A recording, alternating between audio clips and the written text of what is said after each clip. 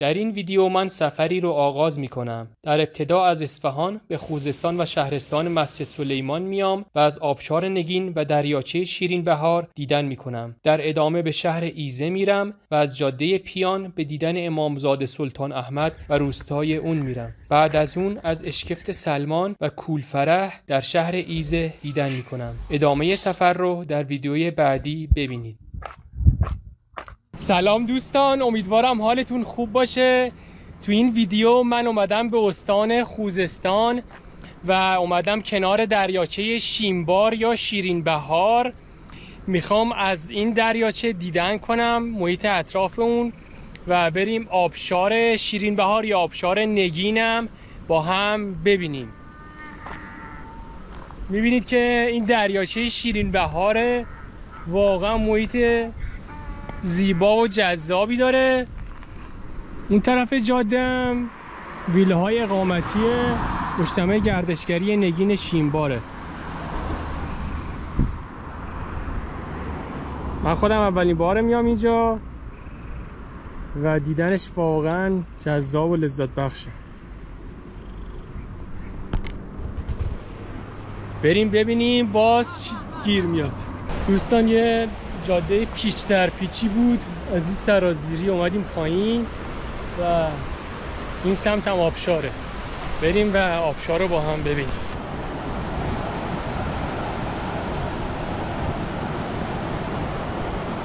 این آبشاری که میبینید آبشار نگینه. ببینید آب به صورت پود تو هوا پاشیده میشه و بریم از جلوتر ببینیم. حجم آبش هم مشخصه که چقدر زیاد و عظیمه این آبشار.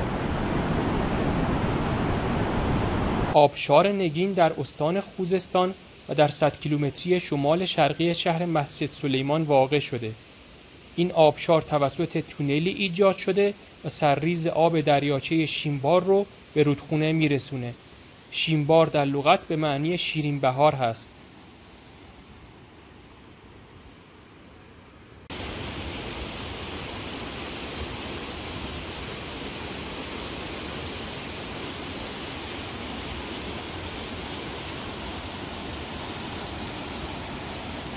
نمای دریاچه شیمبار از بالا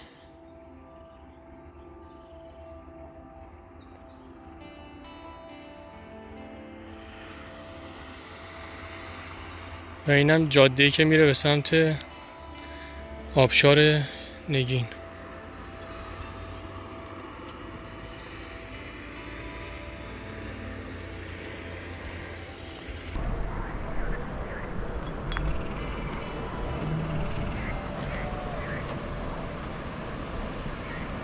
آبشارم که پشت اون کوهه.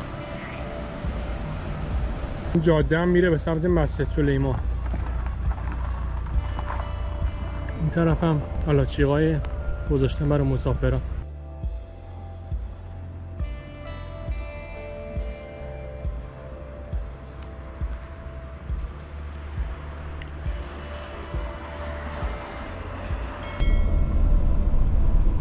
دریاچه شیمبار رو اومدیم بالاتر از این جاده و رسیدیم به اینجا.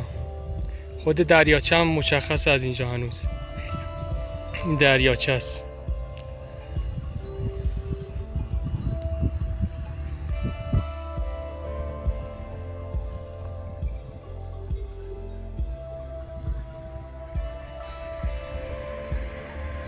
آخرین جایی که تو این جاده به سمت مسجد سلیمان و ایزه دریاچه شیرین بهار دیده میشه همینجاست.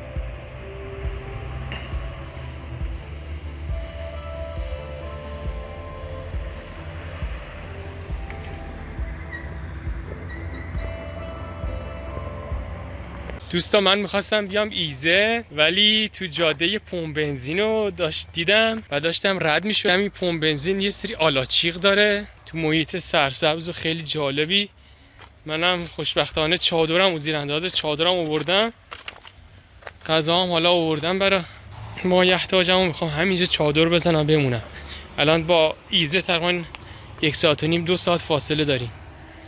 من دیشب از اونجایی که کمپ زده بودم کمپمو جمع کردم و اومدم به سمت روستای پیان. دارم دوباره میرم به سمت دشت سوسن، ولی یه دوراهی هست که سمت راست میره دشت سوسن از پیان و سمت چپ میره امامزاده سلطان ابراهیم. میخوام برم امامزاده سلطان ابراهیم، شنیدم جای قشنگیه، با قایق باید بریم و از دریاچه سد شهید عباسپور رد شیم و برسیم به امامزاده سلطان ابراهیم و از اون مکان دیدنی بازدید کنیم.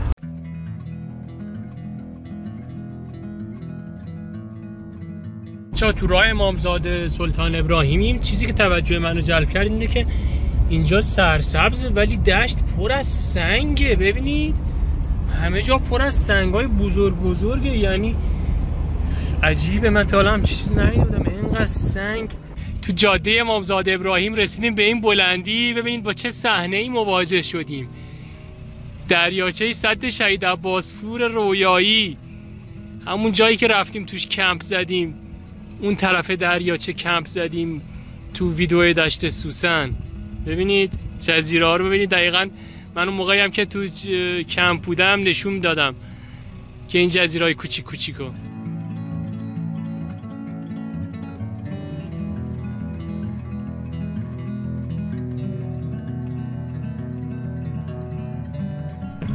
بچه‌ها به امامزاده سلطان ابراهیم نزدیک شدیم.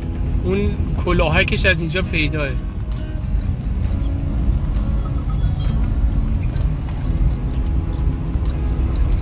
ولی جادهش خیلی زیبا بود. فکر کنم جادهش از همه چی دیدنی تر بود. قایق پیاده شدیم، باید این مسیر رو بریم یه تیکه سر بالایی برسیم به امامزاده.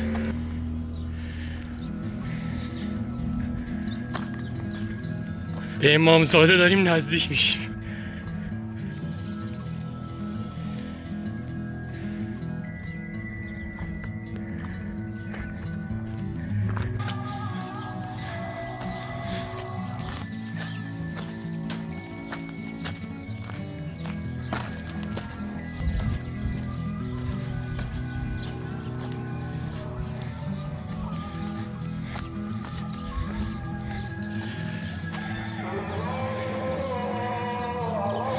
روستایی که اینجا هست خیلی باحاله.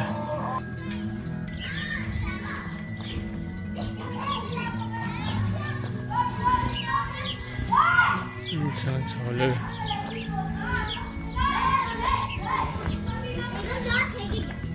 چی؟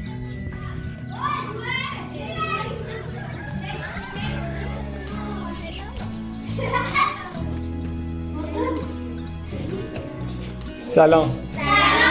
خوبی؟ کلاس چندمی گفتی؟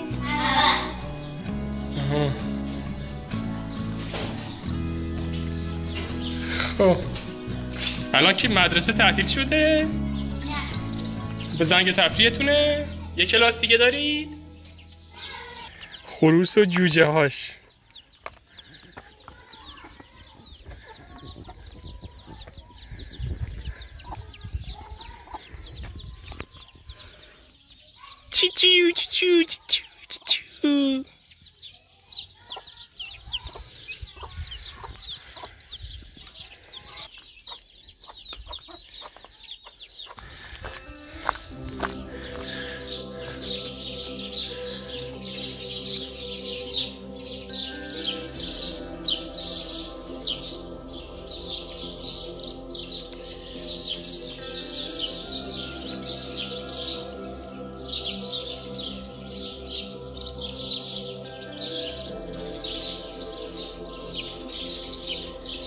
اینم صحن امامزاده. اینم یه قبر بختیاری ها سر قبرشون.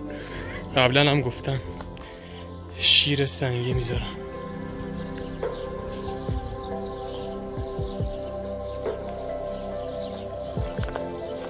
بچه ها رسیدم اینجا که اسکله است، منتها هیچ قایقرانی نبود. انقدر داد و فریاد کردم، یه 10 دقیقه است وایسادم داد و فریاد کردم. بالاخره یه قایق داره میاد. سوارشیم برگردیم بریم پیان. دوستان در ادامه سفرم اومدم به شهر ایزه و الان تو محوطه اشکفت سلمانم. اشکفت سلمان یه سنگ نگاره است که مال دوره ایلامی قبل از اسلام. بذارید من دوربین رو بچرخونم. جای اطلاعاتی نوشته راجع به این کتیبه اشکفت سلمان و اینجا هم توضیحاتشو نوشته که مربوط به دوره ایلامی قبل از اسلامه و بعد از اسلام روایتی که محل زندگی سلمان فارسی از یاران پیامبر بوده. بریم محوطه این غار باستانی رو با هم ببینیم. ببینید که طبیعت خیلی باحال و سرسبزی هم داره. الان که اوایل فصل بهار، همه جای خوزستان واقعا زیبا و دیدنیه.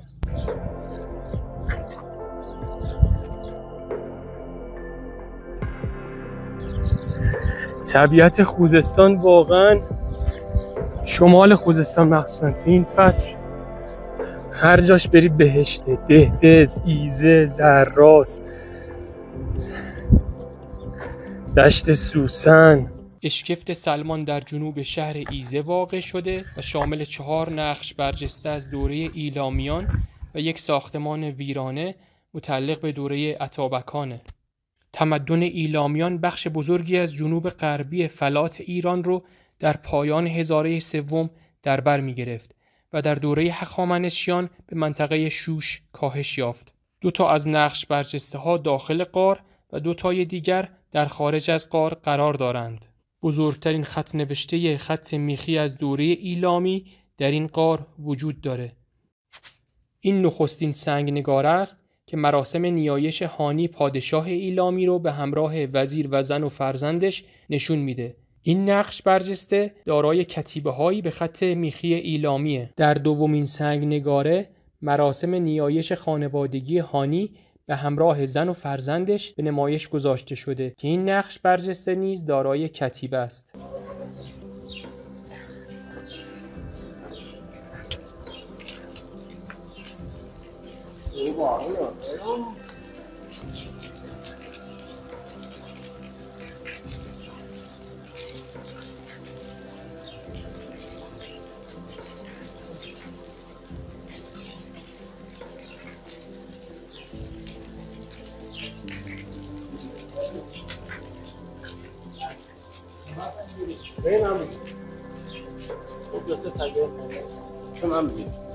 من اومدم داخل غار اشکفت سلمان. ببینید از سقف غار همینجوری آب میشه که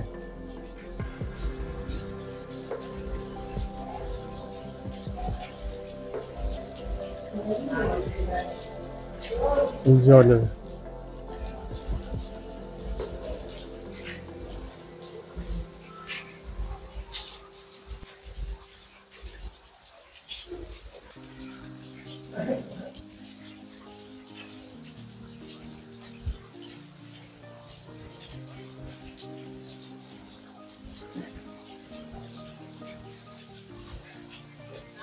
نقش برجسته 3 و 4. نقش برجسته 3 سومین نقش برجسته در ارتفاع سمتری از سطح زمین حجاری شده که در اون هانی در حال نیایشه و در پشت سر او 26 سطر کتیبه به خط میخی ایلامی درباره او و کارهاش توضیح میده. در نقش برجسته شماره 4 جزئیات قابل مشاهده نیست، اما تصویر احتمالی اون رو میتونید ببینید.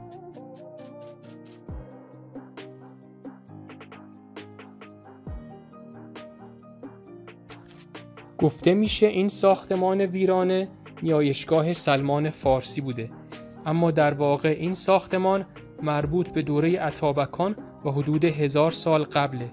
اتابکان غلامانی بودند که به سلجوقیان خدمت می‌کردند. وقتی پادشاهان سلجوقی ناتوان شدند، اونها برای خودشون حکومت تشکیل دادند.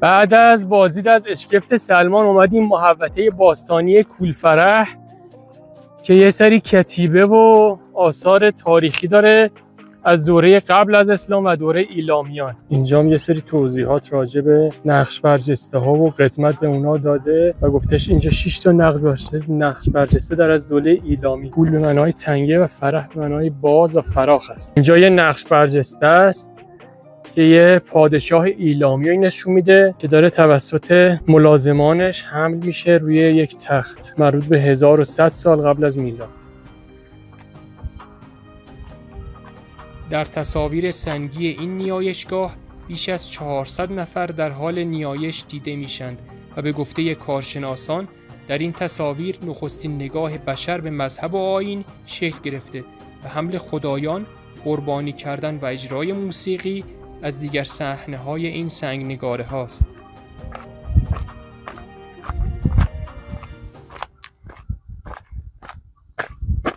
یه سری نقش برجسته هم اینجاست. ببینید افراد رو به شکل مرتب تو صف وایسادن.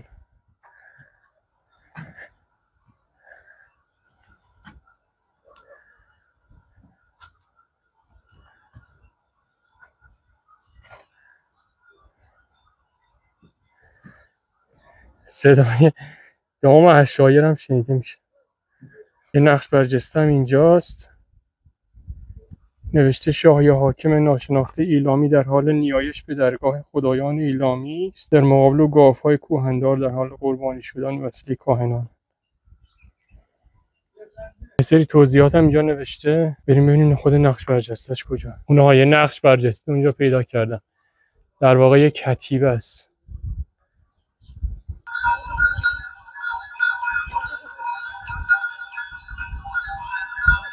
تالاب بندون در 3 کیلومتری شمال شهر ایزه قرار داره. ادامه این سفر رو در ویدیوی بعدی که به زودی منتشر میشه حتما ببینید. ممنونم.